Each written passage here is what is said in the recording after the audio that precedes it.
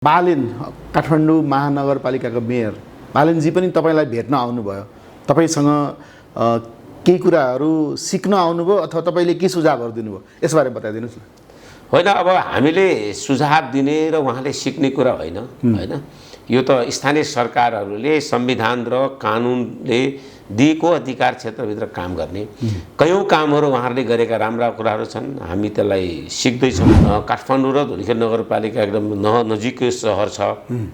राजधानी सहर मार्फत धुलिखेलको पर्यटन विकासमा, धुलिखेलको चाहिँ स्याटेलाइट सिटीको विकासमा हामी साझेदारी गर्न सक्छौँ, समन्वय गर्न सक्छौँ र स्वाभाविक रूपमा नगरपालिका सङ्घले एउटा चाहिँ राष्ट्रिय रूपमा युनाइटेड सिटी लोकल अन्तर्राष्ट्रिय रूपमा काम गरिरहेको छ। त्यसमा पनि हामी हातेमालो गरौँ। एक अर्काका बीचका कतिपय साझा सवालहरू छ, त्यसमा हामी एकताबद्ध भएर जाउँ। कतिपय एक अर्कासँग चाहिँ बुझ्ने सिक्ने कुराहरू छन्, त्यसमा हाम्रो एउटा सम्बन्ध विकास गरौँ र एक आपसमा कार्य सम्पादनमा जहाँ जहाँ जे कुरामा हामी सहज रूपमा चाहिँ एकताबद्ध भएर जान सकिन्छ त्यो कुरा गरौँ भन्ने खालको कुरो हो। एकले अर्कालाई सिकाउने भन्दा पनि बुझ्ने, सिक्ने र अनुकरणीय कामहरू गर्ने भन्ने खालको। जस्तो स्वतन्त्र भन्ने कुरा चाहिँ आम नेपाली नै स्वतन्त्र हो। कुनै पनि नेपालमा अहिले दास छैन। हर्क साम्पाङ र हाम्रो बालेनजीले भर्खर विकास निर्माण र राजनीतिमा पाइला चाल्नु भएको छ। त्यसकारणले मेरो उहाँहरूलाई शुभकामना छ। उहाँहरूले जस्तो मैले काम गरेँ होइन कि उहाँहरूले राजनीति भन्ने कुरा नबुझ्दाखेरि मैले काम गर्न थालेको हो। धुलिखेल नगरपालिकामा 64% जनताको घरमा मात्र शौचालय थियो। अहिले हामीले अभियान सुरु गऱ्यौँ। यहाँ चाहिँ 98% जनताको घरमा शौचालय पुग्यो। जम्मा 31% जनता मात्र घर घरमा धारा थिए। अहिले मैले चाहिँ 84% जनताको घरमा धारा पुर्याएँ। नगरपालिकामा अब क्षयरोगमुक्त सहर बनाउने उद्देश्यले नेपाल सरकार, WHO र धुलिखेल नगरपालिकाको साझेदारीमा नमुना धुलिखेल क्षयरोगमुक्त सहर बनाउने अभियान सुरु भएको छ। फोहोर चाहिँ हाम्रो लागि मात्र फोहोर भएको हो होइन। अब संसारमा फोहोर चाहिँ मोहोर भएको छ। त्यसैले अब हामीले संसारभरि आएको टेक्नोलोजीलाई हामीले स्वीकार्नु पर्यो। होइन, अब फोहोरको त व्यवस्थापन नै सबभन्दा महत्त्वपूर्ण कुरा हो। अहिले हामीले फोहोर लगेर फ्याल्ने काम गरिरहेका छौँ। यसले त संसारमा कुनै पनि ठाउँमा समस्याको समाधान छैन। भने बन्चरी डाँडा समाधान हो। होइन, बन्चरी डाँडा त डम्पिङ साइट मात्र हो। डम्पिङ साइटमा तपाईँको केही पनि हुँदैन।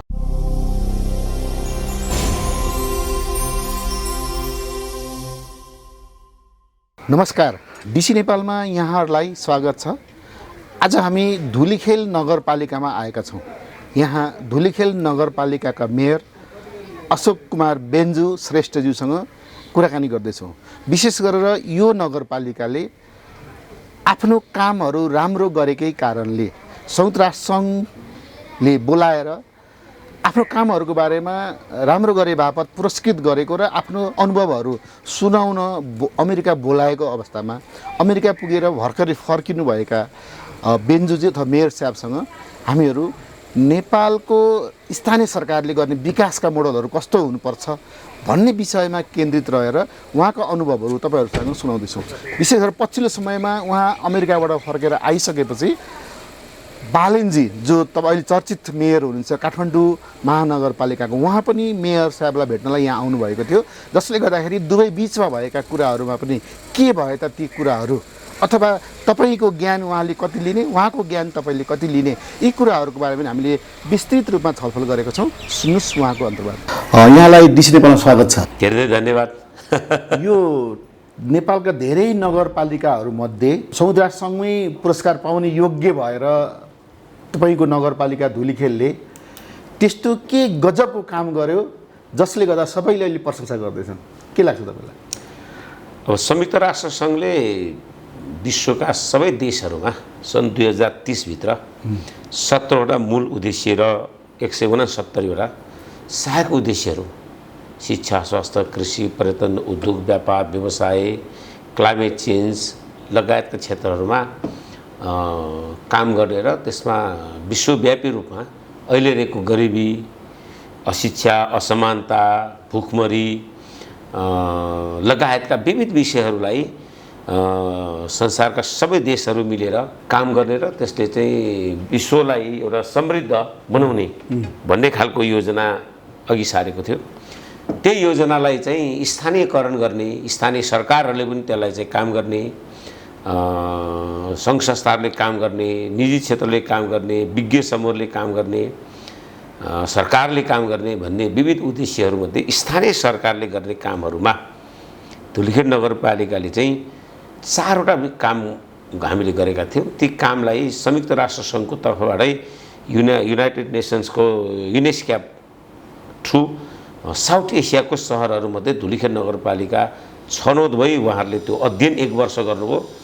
1 वर्ष अध्ययन गरिसकेपछि चाहिँ शिक्षा, स्वास्थ्य, गरिबी निवारण र खानेपानीको क्षेत्रमा उत्कृष्ट काम गरेको हुनाले त्यो कामको प्रस्तुतिकरण चाहिँ संयुक्त राष्ट्र सङ्घको हाई लेभल पोलिटिकल फोरममा भएको थियो र त्यसमा धुलिखेल नगरपालिकाले शिक्षा, स्वास्थ्य, गरिबी निवारण र खानेपानीको क्षेत्रमा गरेको काम चाहिँ एसडिजी गोलको लक्ष्यलाई पुरा गर्नका लागि एउटा चाहिँ स्थानीय प्रयासमा गरेको कामको त्यो त्यहाँ हामीले चाहिँ हाम्रो प्रस्तुतिकरण गऱ्यौँ। प्रस्तुतिकरणमा स्थानीय सरकारले पनि एसडिजीका दिगो विकासका लक्ष्यहरू हासिल गर्नलाई गरेको काम चाहिँ प्रशंसनीय भयो र यसलाई चाहिँ अब बिस्तारै बिस्तारै सबै पालिकाहरूमा, संसारभरिका नगरपालिकाहरूमा स्थानीय सरकारले यसलाई अवलम्बन गर्नुपर्छ, एउटा राम्रो मोडेल सुरु भयो भन्ने खालको कुरो उहाँहरूले भन्नुभयो। जस्तो यो त्यही कुरालाई हामी अगाडि बढाइराखेका छौँ। जस्तो त्यो कारणले जस्तो बालेन काठमाडौँ महानगरपालिकाको मेयर बालेनजी पनि तपाईँलाई भेट्न आउनुभयो, तपाईँसँग केही कुराहरू सिक्न आउनुभयो अथवा तपाईँले के सुझावहरू दिनुभयो, यसबारे बताइदिनुहोस् न।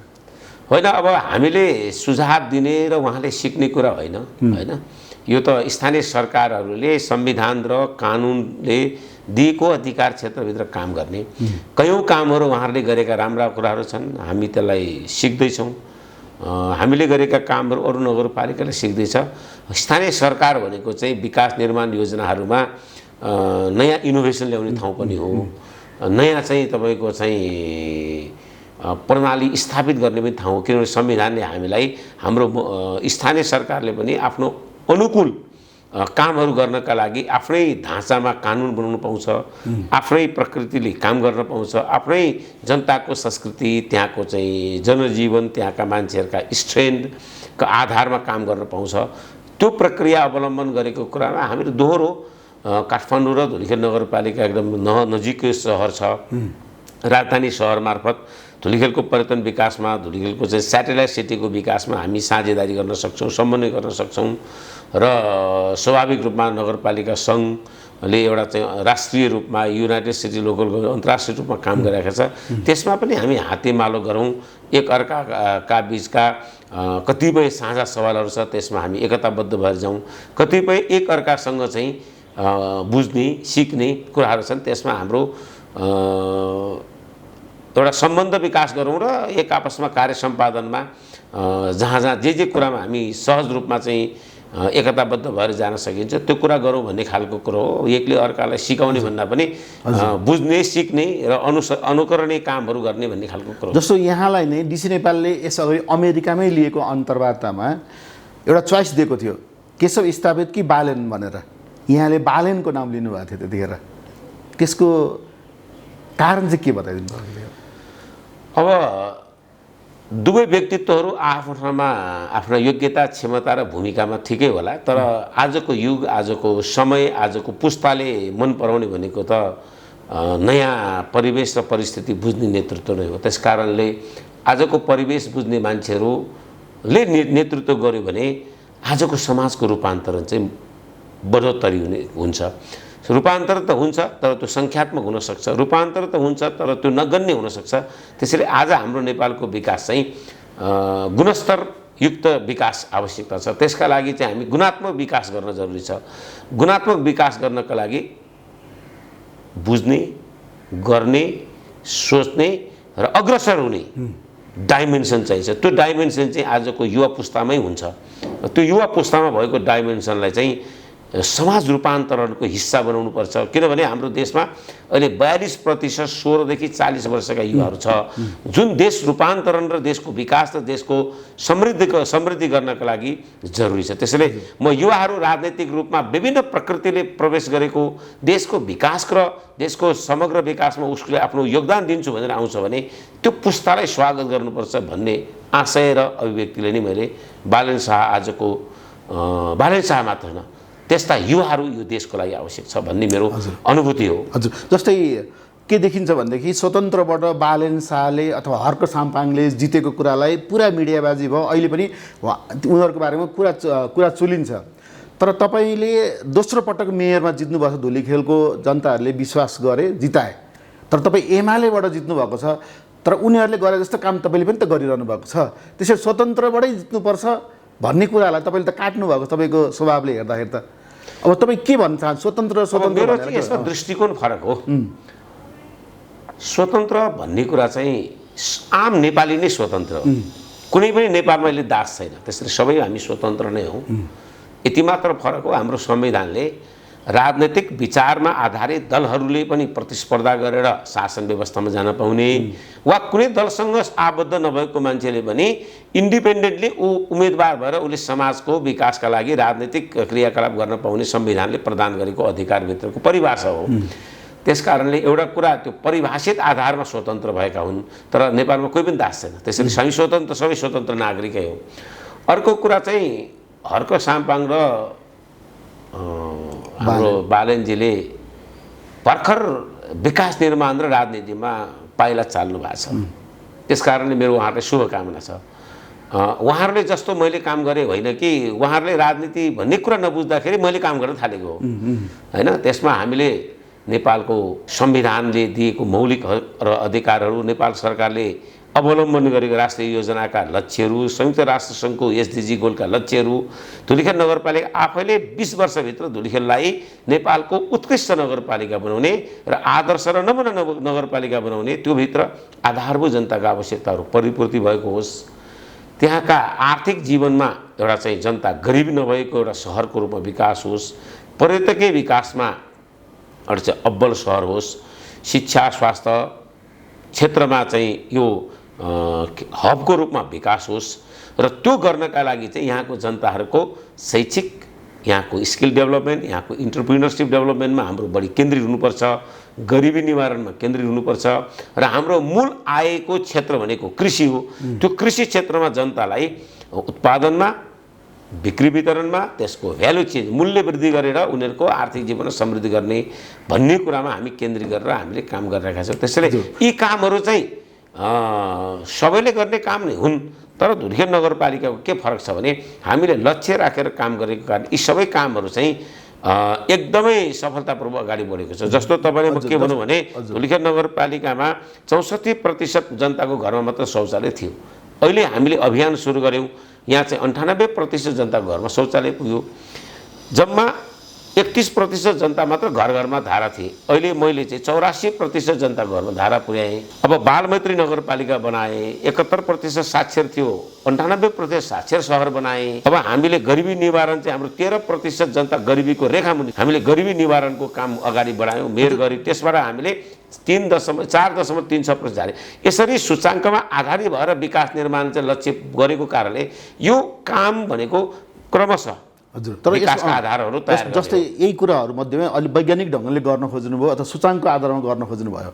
जस्तै अब सिपकै कुरा गरौँ, यहाँ सिप जुन किसिम नगरपालिकाले कस्तो कस्तो सिप दिएर रोजगारमूलक अथवा उनीहरूलाई आय आर्जन गर्ने सशक्तिकरण गर्न चाहन्छ त के गर्ने? होइन, धुलीखेल नगरपालिकाले एउटा चाहिँ महिला परिषद, युवा परिषद, दलित परिषद, अपाङ्ग परिषद, जनजाति परिषद भनेर हामीले बनाएका छौँ। ती परिषदका माध्यमद्वारा ग्रामीण क्षेत्रमा भएका गरिब, कमजोर, पछाडि परेका, रोजगार नभएका, पढेको रोजगार नभएको, सिप नभएको मानिसहरूलाई हामी सिपमा समावेश गर्छौँ। त्यो सिपमा समावेश गरेपछि उनीहरूलाई आफैसँग पुँजी छ भने उसले आफ्नो बिजनेस सुरु गर्छ, आफूसँग पुँजी छैन भने हामी उसलाई इक्विपमेन्टहरू हस्तान्तरण गर्छौँ।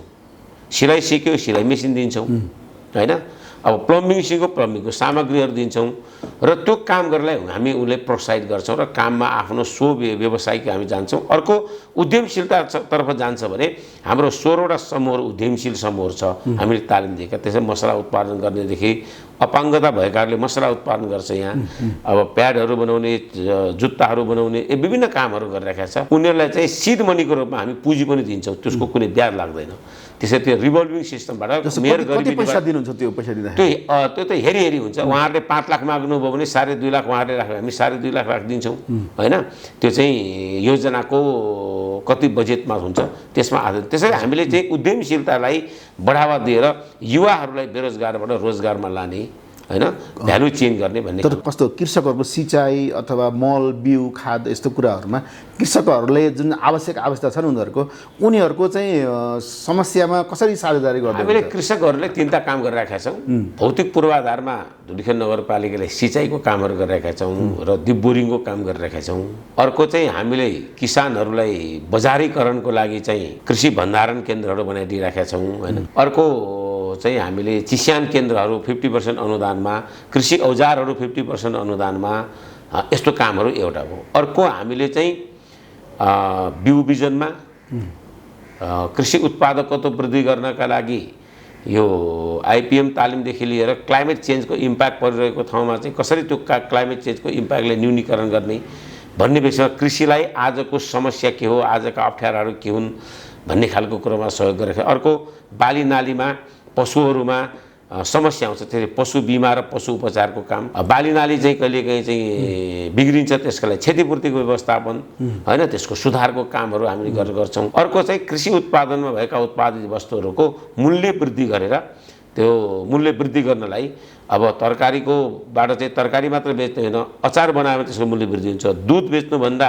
पनिर र चिज बनायो भने मूल्य वृद्धि हुन्छ। त्यसरी भ्यालु चेन्ज ल्याउने, एउटा उत्पादित किसानको वस्तुमा भ्यालु चेन ल्याएर उनीहरूले धनी बनाउनेतर्फ हामी जान्छौँ। यस्तै क्रियाकलापहरू हाम्रो छ। शिक्षाको लागि चाहिँ के हो मेरुदण्ड हो त्यो त विकासको? शिक्षामा त धुलिखेल नगरपालिका मैले अघि भनिहालेँ नि 100% हाम्रो साक्षर नगरपालिका घोषणा भइसकेको छ। अब निरन्तर शिक्षाको काम हामीले अगाडि बढाइरहेका छौँ। 24वटा विद्यालय 5 वर्षको कार्यकालमा गऱ्यौँ। टेक्निकल शिक्षा आवश्यक छ, प्राविधिक शिक्षा आवश्यक छ होइन। प्राविधिक शिक्षामा त धुलिखेल नगरपालिकामा सञ्जीवनी उच्च माध्यमिक विद्यालय 1250 विद्यार्थी भएको त हामी प्राविधिक विद्यालय चलिरहेका छ। ओभरसियरको पढाइ हुन्छ त्यहाँ होइन। त्यसैले प्राविधिक विद्यालय अर्को नयाँ थप्न खोजिरहेका छौँ। अहिले हामीले कृषि र पर्यटनमा हामीले चलाइरहेका छौँ। अब व्यवस्थित एउटा विद्यालय छ जहाँ चाहिँ सब ओभरसियरको पढाइ नै हुन्छ यहाँ होइन। अब हामीले नगरपालिकाले योभन्दा अगाडि धुलिखेल मेडिकल इन्स्टिच्युट भनेर अप्थोल्मोलोजी, फिजिसियन, आई फर्मा, नर्सहरू उत्पादन गर्ने चाहिँ हाम्रो धुलिखेल अस्पताल काठमाडौँ विश्व नगरपालिका मिलेर हामीले गरिराखेका छौँ। यो टेक्निकल सेक्टरमा पनि हामी काम गरिरहेका छौँ। त्यसो भए हामीले जस्तै यहाँ नमुनाको रूपमा छ, धेरै ठाउँबाट तपाईँसँग कुरा पनि गर्छन् होला मेयर साहबहरूले। तर मेयर साहब अरू ठाउँको मेयर साहबहरूले यति प्रगति गर्न नसक्नुको भित्री राज चाहिँ के होला जस्तो लाग्छ तपाईँलाई? होइन, उहाँहरूले पनि गर्नुभएको छ काम, त नगरिकन को बसेको छ र काम उहाँहरूले गर्नुभएको छ। अब त्यो चाहिँ यस्तो छ, विकास भनेको चाहिँ 4वटा कुरामा केन्द्रित छ होइन। एउटा चाहिँ सबैलाई चाहिने बाटो नै हो, पानी नै हो, ढल नै हो, स्कुल नै हो, शिक्षा नै हो, स्वास्थ्य नै हो। तर त्यो लक्ष्य कसरी प्राप्त गर्ने भन्ने कुरा चाहिँ स्ट्राटेजीमा आधारित छ। अब त्यसलाई छरिएर गर्नुभयो भने काम हुन्छ, तर एकीकृत ढङ्गले देखिन्न। तपाईँ लक्ष्य राखेर सूचाङ्कमा आधारित गरेर गर्नुभयो भने 80% हामी पुर्यायौँ, पुग्दैछौँ भन्ने कुरा गऱ्यो भने डेभलपमेन्ट तपाईँको इन्डिकेटरमा देख्छ, त्यो सबैलाई पारदर्शी हुन्छ। अर्को चाहिँ तपाईँ ठुलो योजनाहरू सुरु गरेर आम जनतालाई फाइदा दिने कि साना योजना बनाएर तपाईँले चाहिँ काम त्यही गर्ने हो, तर साना योजना बनाएर तपाईँ छर्ने हो। अब एकीकृत ढङ्गले गऱ्यो भने त्यो ठुलो स्केलमा काम देख्छ होइन। अब अर्को कुरा चाहिँ हाम्रो डेभलपमेन्टको प्रायोरिटी के हो, त्यो त नगरपालिकाको जनताहरूको त्यहाँको आवश्यकता, माग, चरित्र अनुसार हुन्छ। कहीँ बाटो प्राथमिकता हुन्छ, कहीँ खानेपानी हुन्छ, कहीँ शिक्षाको हुन्छ, कहीँ स्वास्थ्यको हुन्छ, कहीँ रोजगारको हुन्छ। त्यसले जनताको स्तर कस्तो ढङ्गले बढिराखेको छ र त्यहाँको अवस्था के छ भन्नेमा निर्धार हुन्छ। त्यो पहिचान गर्न सकेर तपाईँले विकासलाई अगाडि बढायो भने चाहिँ क्षेत्रगत विकास पनि हुन्छ, ठुलो उपलब्धि पनि हुन्छ र हामी सूचाङ्क पनि प्राप्त गर्न सक्छौँ। अब छरिएर गर्नुभयो भने काम त हुन्छ, तर त्यो देखिन्न। त्यसैले हामीले मान्छेलाई सिक्नका लागि देखाउनु पनि पर्छ, गर्नका लागि हामीसँग त्यो स्ट्रेन्थ पनि हुनुपर्छ। फेरि जनता पनि परिपक्व हुनु पर्यो, नेता पनि परिपक्व हुनु पर्यो, बजेट पनि त्यही ढङ्ग हुनु पर्यो। हाम्रो परिपक्वताले मात्र परिणाम दिन्छ। अब एउटा राम्रो भएर अर्को राम्रो भएन भने योजना असफल हुन्छ। त्यसैले इन्टायर तपाईँको डेभलपमेन्टमा चाहिँ हाम्रो पब्लिक पार्टिसिपेसन प्रणाली स्थापित गरेको कारणले यो उपलब्धि छिटो देखिएको। हजुर, यो सहरी क्षेत्रमा फोहोरको व्यवस्थापनमा नेपालमा धेरै समस्याहरू देखियो। तपाईँले सजिलैसँग यसलाई समाधान गर्न के उपाय रच्नु भएको छ? होइन, अब फोहोर चाहिँ हाम्रो लागि मात्र फोहोर भएको हो होइन, अब संसारमा फोहोर चाहिँ मोहोर भएको छ। त्यसैले अब हामीले संसारभरि आएको टेक्नोलोजीलाई हामीले स्वीकार्नु पर्यो र संसारले कसरी फोहोर व्यवस्थापन गरिराखेको छ भन्ने कुरालाई त्यो मेथोडोलोजीलाई हामीले एडप्ट गर्नु पर्यो। अब नेपालमा फोहोर भनेको चाहिँ खालि बिहान बढाएर निस्केको फोहोर मात्र सम्झिन्छ, खासमा चाहिँ फोहोर त्यो मात्र होइन। सहरले घर घरबाट चाहिँ तपाईँको फोहोर पानी उत्पादन गर्छ, त्यो पनि प्रशोधन गर्नुपर्छ। हामी टोयलेटमा दिशा गर्छौँ, त्यो सेफ्टी ट्याङ्कमा जान्छ, त्यसलाई पनि ट्रिट गरेर तपाईँको चाहिँ मल बनाउन सकिन्छ, ग्यास बनाउन सकिन्छ। अब इन्डस्ट्रियल फोहोर हुन्छ होइन, अब हस्पिटल फोहोरहरू हुन्छ, केमिकल फोहोरहरू हुन्छ। अब हामीले खाएर त्यो फ्यालेका मात्र फोहोर हामी सम्झिनुहुन्छ, त्यसभित्र रिसाइकलिङ हुने हुन्छ, रिड्युस हुने हुन्छ, रियुज हुने हुन्छ होइन। अब तपाईँको त्यो त्यो तीन किसिमको आरबाट चाहिँ हामीले फोहोरलाई छानेर त्यसलाई गर्ने हो भने हामीले सबै काम गर्न सक्छौँ। त यो मेथोडोलोजीमा जानका लागि चाहिँ नगरपालिकाको प्राथमिकता बढी हुनु पर्यो होइन। नगरपालिकाले बजेट योजना कार्यक्रम बढी राखेर गऱ्यो भने सम्भव छ। अब हाम्रोमा चाहिँ हस्पिटल छ, हस्पिटल वेस्टहरू हामी हस्पिटलमै म्यानेज गर्छौँ। अब इन्डस्ट्रियल वेस्टहरू छ, त्यो इन्डस्ट्रियल वेस्टहरू धेरै ठाउँले आफूले गर्छ। नगरपालिकाले कलेक्सन गरेको चाहिँ हामी सेग्रिगेट गर्छौँ, रियुज हुने रिसाइक्लिङ हुनेहरूलाई हामी छुट्याउँछौँ र त्यसलाई त्यही ढङ्गमा पठाउँछौँ। अब अहिले नयाँ योजना हामी बनाउँदैछौँ त्यो मल बनाउने र त्यसबाट ग्यास उत्पादन गर्ने भनेर। त्यो कामको अब काम हुँदैछ, त्यसको सम्पन्नता भएको छैन। जस्तै यहाँ धेरै अनुभव बटुल्नु भएको छ स्थानीय सरकार सञ्चालन गर्ने क्रममा। अब बालेन्जीकै कुरा फेरि दोहोऱ्याउँछु म, बन्चरे जुन डाँडाको कुरा गरिन्छ जहाँ अहिले उनीहरूको डम्पिङ साइट छ काठमाडौँको, त्यो डम्पिङ साइटसँगको विवाद धेरै चर्केको नजिकबाट हेरिरहनु भएको होला। बालेन्जीको टाउको दुखाइ पनि भएको होला अहिले, किन पहिलो मेरो प्राथमिकता त्यही भन्नुहुन्छ। तपाईँले सजिलोसँग उहाँलाई सुझाव दिँदाखेरि त्यहाँको फोहोरको समस्या त्यो बन्चरे डाँडामा लगेर समाधान हुने अथवा अर्को कुनै विकल्प चाहिँ के सुझाव दिन चाहनुहुन्छ? होइन, अब फोहोरको त व्यवस्थापन नै सबभन्दा महत्त्वपूर्ण कुरा हो। अहिले हामीले फोहोर लगेर फ्याल्ने काम गरिरहेका छौँ, यसले त संसारमा कुनै पनि ठाउँमा समस्याको समाधान छैन। त्यसैले यसको व्यवस्थापन सबभन्दा जरुरी छ। अब काठमाडौँ जस्तो ठाउँमा ठुलो प्लान्टहरू राख्ने, त्यसबाट चाहिँ ग्यास उत्पादन गर्ने, त्यसबाट चाहिँ मल उत्पादन गर्ने। अब जसरी चाहिँ अमेरिकाको न्युयोर्क सहरले गरेका छ, जापानको टोकियोले गरेका छ, दिल्लीले गरेका छ, जकार्ताले गरेका छ, त्यही टेक्नोलोजीले हामीले अहिले ल्याउने हो। हामीलाई त्यो एउटा एक्सेस पनि छ, टेक्नोलोजी ल्याएर हामीले यहाँको चाहिँ फोहोर प्रशोधन गर्ने, फोहोरको रिसाइक्लिङ गर्ने, फोहोरको युज गर्ने त्यो प्रणाली जबसम्म हामी स्थापित गर्न सक्दैनौँ, हामीले अहिले उठाएर फ्याल्ने कामले मात्र हाम्रो समस्याको समाधान हुन्न। भने बन्चरे डाँडा समाधान होइन। होइन, बन्चरे डाँडा त डम्पिङ साइट मात्र हो। डम्पिङ साइटमा तपाईँको केही पनि हुँदैन, त्यसले समस्या मात्र ल्याउँछ। त्यसैले तपाईँको फोहोर वेस्ट म्यानेजमेन्ट सेक्टर नै हामीले बनाएर काम गर्नुपर्छ। भनेपछि एउटा वाडा अथवा दुई तीनवटा वाडाहरू मिलेर पनि त्यो एकीकृत पनि हुनसक्छ, त्यो सिङ्गल पनि हुनसक्छ, त्यस्तो खास त्यस्तो छैन। किनभने काठमाडौँको फोहोरले त खर्बौँ पैसा कमाउन सकिन्छ। त्यसलाई हामीले कुहाएर फोहोर बनाएर प्रदूषित बनाएर वातावरणलाई पनि दुःख, स्थानीयवासीलाई पनि दुःख।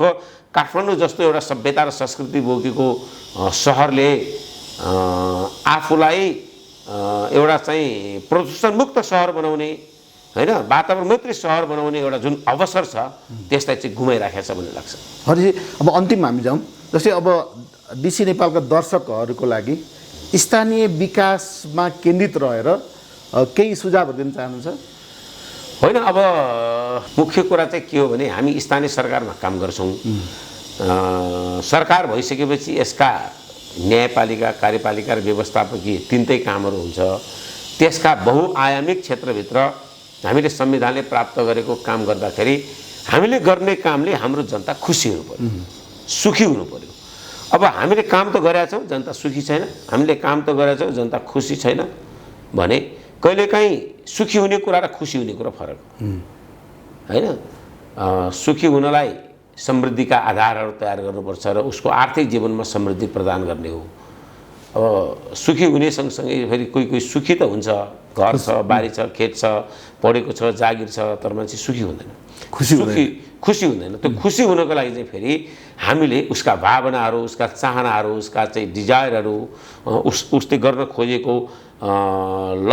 खोजेका जुन कामहरू हुन्छ त्यसको पृष्ठभूमि तयार गरिदिने काम चाहिँ सरकारले गर्नुपर्छ। एउटा मान्छे राम्रै नाच्न जान्छ, ऊ नाच्दा खुसी हुन्छ भने हामीले मन तयार गरिदिने कुरा होइन, नाच प्रतियोगिता गरिदिने कुरा, त्यो सिक्ने चाहिँ शिक्षालय नृत्यालय बनाइदिने कुरा, त्यसै सङ्गीतमय बनाइदिने कुरा, यस्ता पृष्ठभूमि चाहिँ नगरपालिका तयार गर्नुपर्छ। नगरपालिका भनेको सरकार भनेको चाहिँ व्यक्तिभित्र रहने असङ्ख्य सम्भावनाहरूको पहिचान गर्ने, त्यसको व्यवस्थापन गर्ने, त्यसको विकास गर्ने र त्यसलाई चाहिँ प्रस्पेरिटीको आधार निर्माण गर्ने थलो हो। त्यसकारण यो चुनावमा जित्ने, भोट हाल्ने अनि बाटो बनाउने, धल बनाउने ठाउँ मात्र होइन। नारायण गोपालले गीत गाएर नै संसारमा प्रसिद्ध भएको छ। उहाँले गाएको गीतले नै हामी कति आनन्दित हुन्छौँ, प्रफुल्लित हुन्छौँ होइन। अनि प्रफुल्लित हुनलाई त करोडपति हुनु नपर्ने रहेछ नि, अरबपति हुनु नपर्ने रहेछ नि, डक्टरै हुनु नपर्ने रहेछ नि। त्यसैले यो खुसी र सुखीको आधार निर्माण गर्ने थलो चाहिँ नगरपालिका हो। त्यसैले आम मान्छेहरूले जनताको खुसी र सुखी बनाउने प्रक्रियामा हामी जानुपर्छ। त्यो प्रक्रियामा हामीले हाम्रो जुन कार्यकाल छ 5 वर्षको, त्यसलाई चाहिँ हामीले इमान्दार साथ जवाबदेही र पारदर्शी भएर काम गर्नुपर्छ। त्यसले देशको समृद्धिको आधार निर्माण गर्छ। हामी कतिन्जेलसम्म भन्ने गरिबको देश, नजान्ने देश, पछाडि परेको देश, अभावको देश, असमान भएको देश, अब समान न्याय भएको देश बनाउनुपर्छ। त्यो कुरा नै म चाहिँ डिसी नेपालका सम्पूर्ण श्रोताहरूलाई हामी सबै नेपालीहरू जागौँ र हाम्रो नेपाल बनाउँ भन्छु। हस् त, महत्त्वपूर्ण समय दिनुभयो यहाँलाई धेरै हस्, धेरै धन्यवाद तपाईँलाई पनि। मेरा विचारहरू, हामीले गरेका कामहरू सबैका सामु पुर्याउन सहयोग गर्नुभयो, डिसी नेपाललाई आभार प्रकट गर्छु।